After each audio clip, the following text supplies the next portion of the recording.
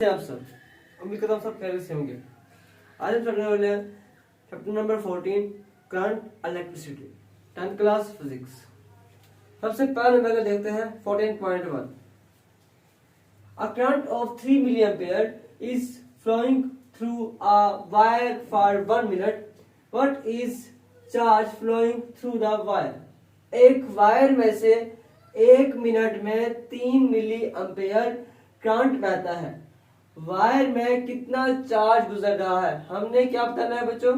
हमने बताना है चार्ज कि कितना चार्ज गुजर रहा है। हमने चार्ज मालूम करना है, क्यों मालूम करना है। सबसे पहले लिखते हैं डाटा। बच्चों आपके पास जो आई है, आपके पास जो आई है अपना करंट है, कितना है? 3 मिली एम्पेयर। अब बच्चों 1 मिली जो होता है वो बराबर होता है 10 की पावर -3 के।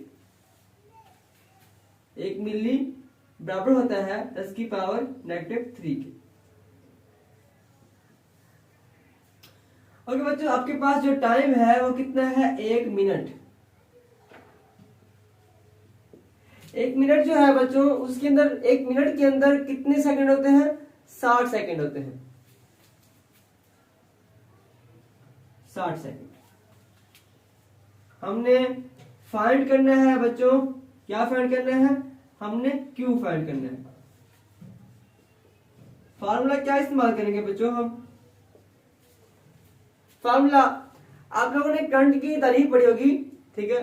Rate of change of charges with respect to time T के साथ कि किसी भी क्रॉस सेक्शनल एरिया में से नंबर ऑफ चार्जेस टाइम के साथ जो गुजरते हैं उसको हम कहते हैं करंट कहते हैं। तो क्या बोलते हैं? हम करंट बोलते हैं, आई बोलते हैं, ठीक है। करंट का जो फॉर्मूला होता है वो होता है I is equal to number of charges over time.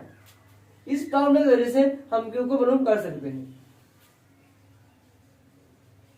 Calculation करते हैं हम। I is equal to Q over T बच्चों। अब हमने यहाँ पे क्यू फाइंड करना है। क्यू यहीं पे रहेगा, टी होगा यहाँ पे डिवाइड, इस तरफ हो गए मल्टीप्लाई। I cross T,